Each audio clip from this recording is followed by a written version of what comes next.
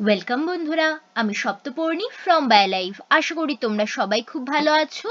তো চলো আজকে আমরা পেজ নাম্বার 323 এর 323 নাম্বার পেজ পর্ষদের টেস্ট পেপারের যে লাইফ সায়েন্সের কোয়েশ্চেন সেট রয়েছে তার 2 মার্কসের কোয়েশ্চেনগুলো সলভ করব।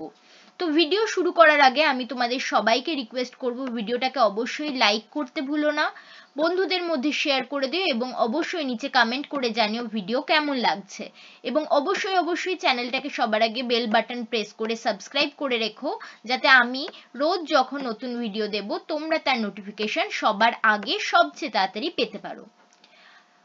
আজকের ভিডিও শুরু করার আগে আমি তোমাদেরকে একটা জিনিস বলতে চাই। আমি দেখছি তোমরা দু একজন কমেন্ট করছো যে মুখে অ্যান্সার বলতে হবে না, আপনার অ্যান্সার বলার দরকার নেই কোনো রকম, আপনি ডিরেক্টলি অ্যান্সার লিখে দিন। আমি এটা তোমাদের কেন করি না জানো? অনেক চ্যানেলেই হয়তো অ্যান্সার লিখে দেওয়া হয়, আমি এটা এজন্যই করি না কারণ এটা ক্লাস 10, এখন তোমাদের হয়তো সিলেবাস সীমিত, ঠিক আছে? এখন হয়তো আমি লিখে দিলে তোমরা মুখস্থ করে লিখে দিয়ে চলে আসবে, বাট তোমরা যদি এখনো নিজের থেকে পড়া শুনে সেটাকে বুঝে লিখতে না শেখো, তাহলে ক্লাস 11-এ গিয়ে তোমরা কিন্তু বিশাল বড় সমস্যায় পড়বে। কারণ ক্লাস 11-12 এর সিলেবাস হিউজ, সেটা আর্টস হোক বা সায়েন্স হোক, সেখানে না বুঝে মুখস্থ করে পার পাবে না, তোমরা ডিরেক্ট ফেল করে যাবে, ঠিক আছে?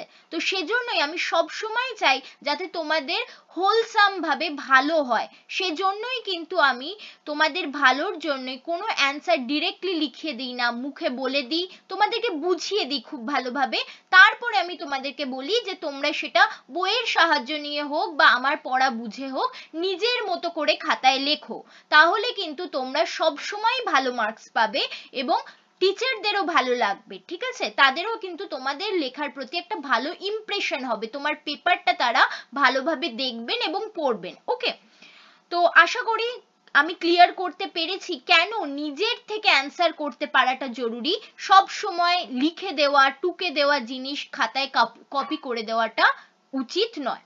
তো চলো আর দেরি না করে ভিডিও স্টার্ট করছি। দেখো ফার্স্ট কোয়েশ্চেন বলছে ঘোড়ার বিবর্তনের 4টি গুরুত্বপূর্ণ বৈশিষ্ট্য লেখো যা পরিবর্তিত হয়েছে। দেখো ঘোড়ার বিবর্তনের মধ্যে আমরা দেখতে পাই ঘোড়ার পায়ের দৈর্ঘ্য ধীরে ধীরে ধারাবাহিকভাবে বৃদ্ধিপ্রাপ্ত হয়েছে। সেকেন্ড হচ্ছে ঘোড়ার দেহের ওভারঅল আকার এবং আকৃতি এবং দৈর্ঘ্যের বৃদ্ধি ঘটেছে।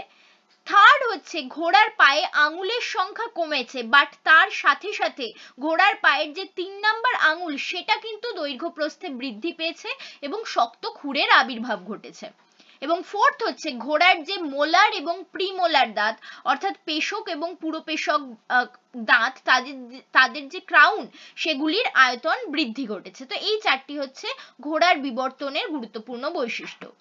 নেক্সট বলছে জিনোটাইপ এবং ফিনোটাইপের মধ্যে পার্থক্য লেখো। প্রথমে বলেছে তাদের প্রকৃতি অনুযায়ী। দেখো জিনোটাইপ হচ্ছে কোনো বৈশিষ্ট্যের, চারিত্রিক বৈশিষ্ট্যের জিনগত প্রকাশকে আমরা জিনোটাইপ বলি, whereas ফিনোটাইপ হচ্ছে কোনো চারিত্রিক বৈশিষ্ট্যের বাহ্যিক প্রকাশ। ওকে, এরপরে বলেছে পারস্পরিক সম্পর্ক লেখো। দেখো জিনোটাইপের উপরে মানে ফিনোটাইপ দ্বারা কিন্তু জিনোটাইপ নির্ধারিত হয় না, বাট জিনোটাইপ দ্বারা কিন্তু ফিনোটাইপ নির্ধারিত হয়, ঠিক আছে? এবং এটা তোমরা অবশ্যই লিখবে, ফিনোটাইপ মানে হচ্ছে জিনোটাইপ এবং পরিবেশের প্রভাব, ঠিক আছে? জিনোটাইপ এবং পরিবেশের প্রভাব মিলে কিন্তু ফিনোটাইপ হয়। তো ফিনোটাইপের উপরে জিনোটাইপের অবশ্যই এফেক্ট রয়েছে, বাট জিনোটাইপের উপরে কিন্তু ফিনোটাইপের কোনো এফেক্ট নেই। এবং আরো একটা জিনিস তোমরা মেনশন করতে পারো, একটি জিনোটাইপ একটি মাত্র ফিনোটাইপকেই নির্দেশ করে, বাট একটি ফিনোটাইপ কিন্তু একাধিক জিনোটাইপের দ্বারা প্রকাশ করা যেতে পারে, ঠিক আছে? এটাও তোমরা কিন্তু পারস্পরিক সম্পর্কের আন্ডারে লিখতে পারো। নেক্সট বলছে দেখো একজন স্বাভাবিক হিমোফিলিয়ার বাহক স্ত্রীলোক, হিমোফিলিয়ার বাহক স্ত্রীলোক তার মানে তার জিনোটাইপ কি হবে? XH, এটা হচ্ছে হিমোফিলিক অ্যালিল, মিউট্যান্ট অ্যালিল, এবং X প্লাস এটা হচ্ছে নর্মাল অ্যালিল, ঠিক আছে?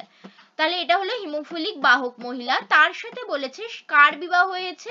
স্বাভাবিক পুরুষের বিবাহ। স্বাভাবিক পুরুষ হবে তাহলে X প্লাস ওয়াই, ঠিক আছে, এটি হচ্ছে স্বাভাবিক পুরুষ। বলছে তাদের পুত্র কন্যাদের মধ্যে হিমোফিলিয়া হবার সম্ভাবনা কত। তাহলে আমরা যদি চেকার বোর্ডটা করি তাহলে দেখো আমরা কি লিখবো। প্রথমে আমরা মায়ের যে জিনোটাইপ তার যে অ্যালিল সেগুলো লিখি XH এবং X প্লাস, এবং তারপরে আমরা লিখবো পিতার অ্যালিল গুলি, ঠিক আছে, জিনোটাইপে অ্যালিল গুলি X প্লাস এবং Y। তাহলে আমরা কি কি পাচ্ছি দেখো, এটাতে আমরা পাবো XH X প্লাস, ঠিক আছে, আর একটাতে আমি পাবো হচ্ছে X প্লাস X প্লাস, ঠিক আছে, এটা। এবারে এটার ক্ষেত্রে আমরা পাবো XH XH এবং Y, ওকে, বাট এটাতে আমরা পাবো X প্লাস এবং Y।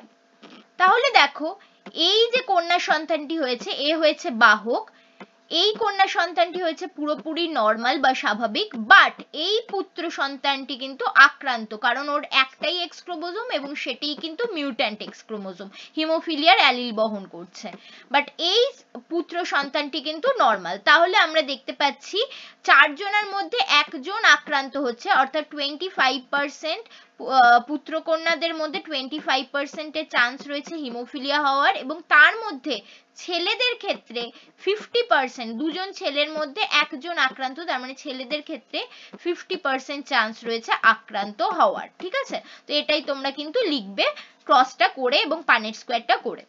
নেক্সট বলছে নিম্নলিখিত পেশিগুলির কাজ লেখো। প্রথমে বলেছে ফ্লেক্সার পেশি। ফ্লেক্সার পেশির কাজ হচ্ছে কোনো দুটি অস্থিকে কাছাকাছি নিয়ে আসা বা অস্থিগুলিকে ভাঁজ হতে সাহায্য করা। অ্যাবডাক্টর পেশির কাজ হচ্ছে কোনো অঙ্গকে দেহাক্ষ থেকে দূরে নিয়ে যাওয়া। এক্সটেনশন পেশির কাজ হচ্ছে দুটি অস্থিকে দূরে সরিয়ে নিয়ে যাওয়া একে অপরের থেকে, বা ভাঁজ হওয়া অস্থিকে একে অপরের থেকে দূরে সরিয়ে নিয়ে যাওয়া, ঠিক আছে। নেক্সট হচ্ছে রোটেটর। রোটেটর পেশির কাজ হচ্ছে কোনো অঙ্গকে ঘূর্ণনে সাহায্য করা বা রোটেট করতে সাহায্য করা। নেক্সট বলছে দেখো রেটিনায় যে যে গ্রাহক কোষ থাকে তাদের কাজ উল্লেখ করো। রেটিনায় দু প্রকার গ্রাহক কোষ থাকে, এক হচ্ছে রড কোষ এবং এর আরেকটি হচ্ছে কোন কোষ। রড কোষের কাজ হচ্ছে এটি মৃদু আলোতে দেখতে সাহায্য করে, কারণ এতে রোডোপসিন পিগমেন্ট থাকে, whereas কোন কোষে আয়োডোপসিন পিগমেন্ট থাকে, যা বা আয়োডোপসিন রঞ্জক থাকে, যা আমাদের উজ্জ্বল আলোতে দেখতে সাহায্য করে। নেক্সট বলছে বেটে মটর গাছ সর্বদাই খাঁটি হয় কেন। এখানে তোমরা কি কি লিখবে দেখো, প্রথমে তোমরা লিখবে বেটে হচ্ছে একটি প্রচ্ছন্ন বৈশিষ্ট্য, ফার্স্ট পয়েন্ট। সেকেন্ড পয়েন্ট তোমরা লিখবে যে প্রকট বৈশিষ্ট্য হোমোজাইগাস এবং হেটেরোজাইগাস দু ধরনের পরিস্থিতিতেই কিন্তু তার বৈশিষ্ট্যকে প্রকাশ করতে পারে, অর্থাৎ প্রকট বৈশিষ্ট্য হোমোজাইগাস কন্ডিশন, অর্থাৎ ক্যাপিটাল টি থাকলে সেখানেও প্রকট বৈশিষ্ট্য হিসেবে লম্বা প্রকাশ পাবে লম্বা গাছ। আবার ধরো heterozygous condition capital T small T, সেখানেও কিন্তু যেটা আমাদের প্রকট বৈশিষ্ট্য ক্যাপিটাল টি অর্থাৎ লম্বা গাছই তৈরি হবে। অর্থাৎ প্রকট বৈশিষ্ট্য হোমোজাইগাস বা হেটেরোজাইগাস উভয় কন্ডিশনেই কিন্তু এক্সপ্রেস করতে পারে, বাট আমাদের যেটা বেটে মটর গাছ অর্থাৎ প্রচ্ছন্ন বৈশিষ্ট্য, যেটা বেটে তো একটি প্রচ্ছন্ন বৈশিষ্ট্য যা আমরা স্মল টি জিনোটাইপ দিয়ে নির্ধারণ করতে পারি, ঠিক আছে। তো সেটি কিন্তু একমাত্র হোমোজাইগাস কন্ডিশনেই এক্সপ্রেস করতে পারে, এবং তোমরা এটা লিখবে অবশ্যই যে বেটে যে বৈশিষ্ট্যটি সেটি এজন্যই সবসময় খাঁটি হয়, কারণ এটি সবসময় হোমোজাইগাস বা বিশুদ্ধ জিনোটাইপই কিন্তু বিশুদ্ধ বেটের জিনোটাইপই কিন্তু একমাত্র বেটে বৈশিষ্ট্যের গাছ দিতে পারে, ঠিক আছে। এটা তোমরা গুছিয়ে লিখবে। নেক্সট বলছে দেখো কোষ বিভাজনের পূর্বে কেন ইন্টারফেজের প্রয়োজন হয়। দেখো কোষ বিভাজন হওয়ার আগে ইন্টারফেজ দশা লাগে, কারণ ইন্টারফেজ দশা কোষ বিভাজনের জন্য যা যা মালপত্র লাগে বা আমাদের কোষ বিভাজনের জন্য কোষকে প্রস্তুত করার কাজ হয় ইন্টারফেজ দশায়। এই সময় ডিএনএ দ্বিত্বকরণ বা রেপ্লিকেশন হয়, প্রোটিন সংশ্লেষ হয়, আরএনএ সংশ্লেষ হয় এবং পরবর্তী কোষ বিভাজনের জন্য কোষ প্রস্তুতি নেয়। সেকেন্ড হচ্ছে কোষ বিভাজনে যে সমস্ত চেক পয়েন্ট থাকে সেই সমস্ত চেক পয়েন্টে কিন্তু অনিয়ন্ত্রিত কোষ বিভাজনকে রোধ করা হয়। কিভাবে রোধ করা হয়, কোষের মধ্যে যদি কোনো ত্রুটি থাকে অর্থাৎ ডিএনএ তে কোনো ত্রুটি থাকে তাহলে সেই সমস্ত ত্রুটি কিন্তু এইসব সেসব চেক পয়েন্টে ধরা হয় এবং ডিএনএ রিপেয়ার মেকানিজমের মাধ্যমে ডিএনএ সেসব ত্রুটিকে প্রথমে সঠিক করা হয়, সারিয়ে তোলা হয়, তারপরেই কিন্তু কোষ বিভাজন আবার শুরু হয়। ঠিক আছে, তাহলে এভাবেই কিন্তু ইন্টারফেজ দশায় কোনো রকমের ডিএনএ তে যদি ত্রুটি থাকে সেটিকে ঠিক করে তবেই কিন্তু কোষ বিভাজনের দিকে সেল ধাবিত হয়। ঠিক আছে, নেক্সট বলছে দেখো পতঙ্গ পরাগী ফুলের দুটি বৈশিষ্ট্য লেখো। প্রথমত লিখবে যে পতঙ্গ পরাগী ফুলের যে ফুল হয় সেটি উজ্জ্বল বর্ণের হয় এবং দেখতে বড় হয় এবং মিষ্টি গন্ধযুক্ত হয়ে থাকে। সেকেন্ড হচ্ছে ফুলের যে গর্ভমুণ্ড থাকে সেটি কিন্তু অমসৃণ এবং আঠালো প্রকৃতির হয়, যার ফলে পরাগরেণুকে যখন কোনো ইনসেক্ট বা পতঙ্গ তার পায়ের সাথে নিয়ে আসছে সেই পরাগরেণু কিন্তু সহজেই ওই আঠালো গর্ভমুণ্ডের উপরে বসে যেতে পারে এবং গর্ভমুণ্ড সেটাকে কিন্তু ধারণ করতে পারে। ওকে, নেক্সট বলছে দেখো খুবই ইম্পর্টেন্ট কোয়েশ্চেন, বৃদ্ধি ছাড়া বিকাশ কেন সম্ভব নয়? প্রথম কথা তোমরা প্রথমেই যেটা লিখবে, বিকাশ ইকুয়াল টু হচ্ছে বৃদ্ধি প্লাস বিভেদন। ঠিক আছে, বিকাশ ইকুয়াল টু বৃদ্ধি প্লাস বিভেদন। ঠিক আছে, তারপরে তোমরা বলবে যে বৃদ্ধি কাকে বলে এবং বিকাশ কাকে বলে। বৃদ্ধি হচ্ছে কোনো সজীব বস্তুর শুষ্ক ওজনের বেড়ে যাওয়াকে আমরা বৃদ্ধি বলি, whereas বিকাশ হচ্ছে কোনো সজীব বস্তুর সরল থেকে জটিলতর হওয়ার প্রক্রিয়াকে বিকাশ বলা হয়। এবারে দেখো একটা উদাহরণ দিয়ে তোমরা বলবে যে আমরা প্রত্যেকেই একটি সিঙ্গেল কোষ থেকে তৈরি, যেটিকে আমরা জাইগোট বলি। ঠিক আছে, এই জাইগোটেরই কোষ বিভাজন হয়ে হয়ে হয়ে হয়ে অসংখ্য কোষ তৈরি হয়।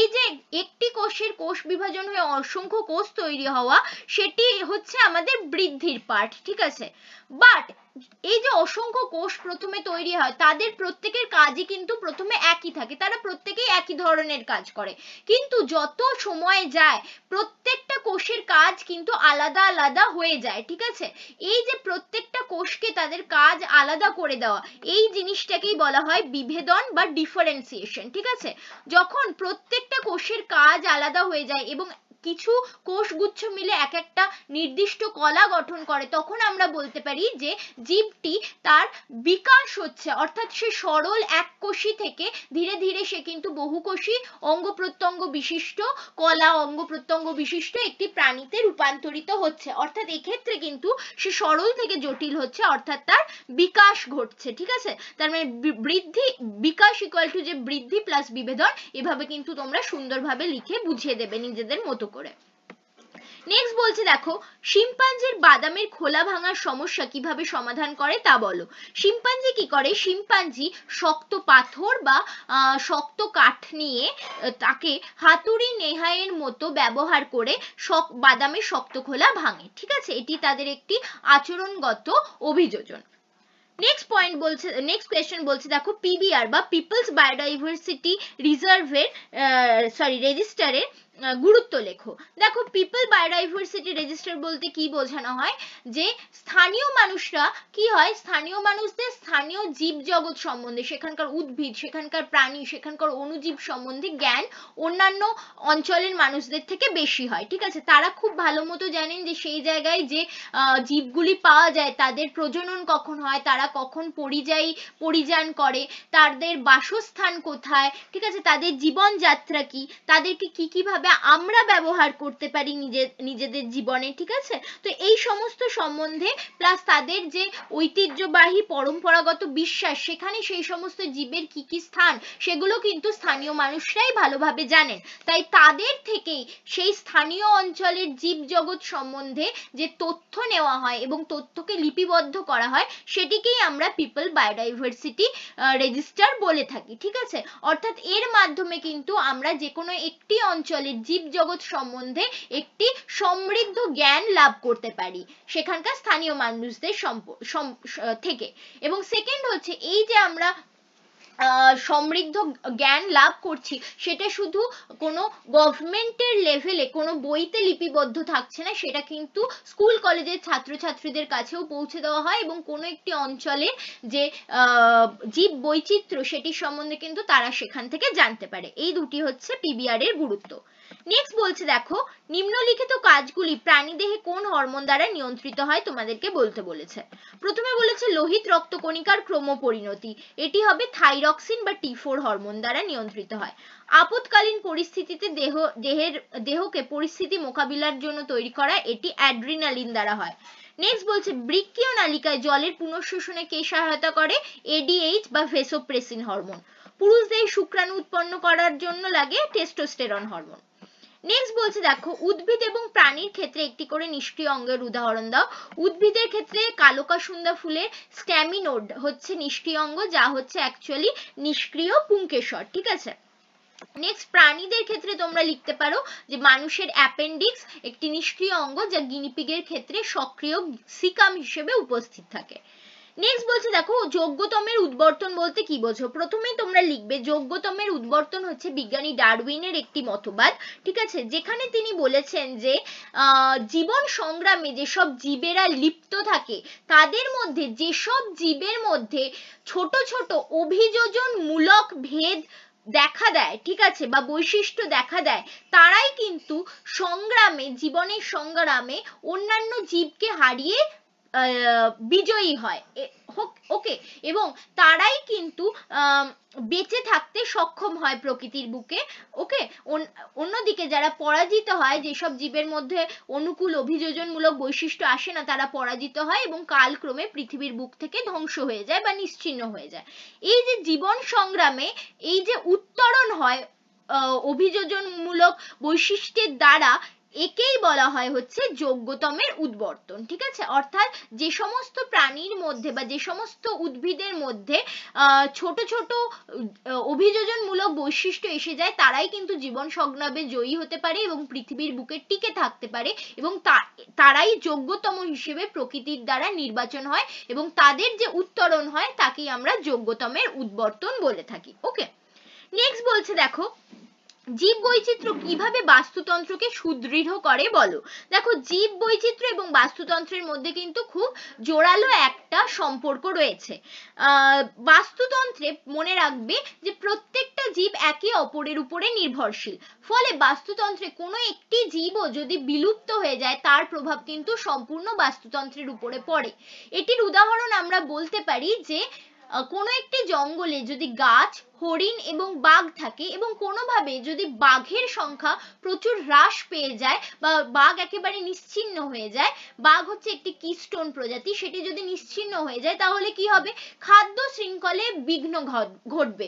কিভাবে হবে? দেখো বাঘ নিশ্চিহ্ন হয়ে গেলে হরিণকে খাওয়ার কেউ থাকবে না, ফলে হরিণের সংখ্যা অত্যাধিক বাড়তে থাকবে। এবার হরিণের সংখ্যা যদি অত্যাধিক বাড়তে থাকে, তারা জঙ্গলের সমস্ত গাছপালা খেয়ে ফেলবে, ফলে জঙ্গলে গাছপালার সংখ্যা কমে যাবে। আলটিমেটলি গিয়ে কি হবে? জঙ্গলে গাছপালার সংখ্যা কমে গেলে আলটিমেটলি হরিণরাও খাবার না পেয়ে মারা যাবে। তো তাহলে কি হলো? বাঘের সংখ্যা কমার সাথে সাথে কিন্তু দেখা যাচ্ছে কিছুদিন বাদে হরিণের সংখ্যাও কমবে, ফলে বাস্তুতন্ত্রটি কিন্তু সম্পূর্ণভাবে বিনষ্ট হয়ে যাবে বা বিঘ্নিত হবে, ঠিক আছে, যেহেতু সেখানে খাদ্য শৃঙ্খলে বিঘ্ন সৃষ্টি হচ্ছে। তো এভাবেই জীব বৈচিত্র্য যদি আমরা মেনটেন করতে পারি কোনো বাস্তুতন্ত্রে, তাহলে কিন্তু বাস্তুতন্ত্রকে সুদৃঢ় করা যায় এই জিনিসগুলোকে এড়িয়ে, ওকে, এটাই তোমরা লিখবে। নেক্সট বলছি দেখো হাইপেরোপিয়া কাকে বলে।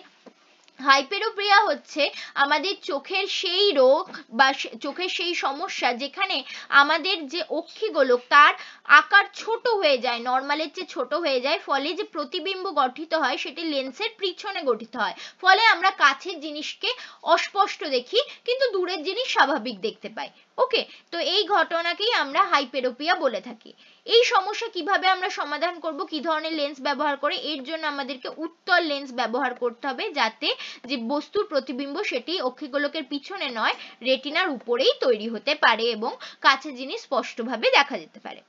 লাস্ট কোয়েশ্চেন বলছে দেখো ভারতবর্ষে যে কোনো দুটি জীব বৈচিত্র্য হটস্পটের নাম লেখো। ভারতবর্ষে তোমরা জানো 4টি জীব বৈচিত্র্য হটস্পট রয়েছে। প্রথমে হচ্ছে পূর্ব হিমালয়, সেকেন্ড হচ্ছে ইন্দো বার্মা, থার্ড হচ্ছে পশ্চিমঘাট ও শ্রীলঙ্কা, এবং ফোর্থ হচ্ছে সুন্দারল্যান্ড। যে কোনো 4টি তোমরা কিন্তু যে কোনো দুটি এর মধ্যে থেকে কিন্তু তোমরা লিখতে পারো, ওকে। তো এই ছিল আমাদের 17টি কোয়েশ্চেন পেজ নাম্বার 323 এর। আশা করি সমস্ত কোয়েশ্চেনের অ্যান্সার তোমরা সঠিকভাবে বুঝতে পেরেছো। তোমাদের আমি বারবার বলছি, কোনো অ্যান্সার যদি তোমাদের বুঝতে অসুবিধা হয় আমাকে বলো, আমি আবার বুঝিয়ে দেব, কিন্তু আমাকে রিকোয়েস্ট করো না অ্যান্সার লিখে দেওয়ার জন্য, কারণ সেটা কিন্তু তোমাদের জন্যই ক্ষতিকারক। নিজেরা যদি পড়ে বুঝে বা শুনে বুঝে লিখতে না পারো ক্লাস 10-এ পড়ার পরেও, তাহলে কিন্তু সেটা তোমাদের জন্যই লজ্জাজনক। প্লাস এখন থেকে লেখা প্র্যাকটিস না করলে কিন্তু হয়তো মাধ্যমিক তোমরা উতরে যাবে, ক্লাস 11-12 উতরাতে পারবে না। তাই নিজে লেখা প্র্যাকটিস করো, নিজের মতন করে লেখা প্র্যাকটিস করো, বুঝে নাও জিনিসটা, তারপরে নিজেই লেখো। ওকে, এটাই আমি সব সময় তোমাদেরকে বলবো। তো আশা করি ভিডিও ভালো লেগেছে। তো আজকের মতো এতটুকুই। Thanks for watching and happy learning.